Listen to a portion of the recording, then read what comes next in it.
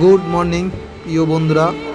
দেখুন, first Hasnabad local বারাসাতে ঢুকলো, কিন্তু আপনাদের কাছে আমি একটা আপডেট দেবো, যা কিনা আপনারা হয়তো ডেলি প্যাসেঞ্জারই যারা করেন তারা ভালো করেই খবর পেয়ে গেছেন বা খবর পেয়েছেন যে আমাদের শিয়ালদা ডিভিশনে যতগুলো মাতৃভূমি লোকাল ছিল সেই মাতৃভূমি লোকাল ক্যান্সেল করা হয়েছে।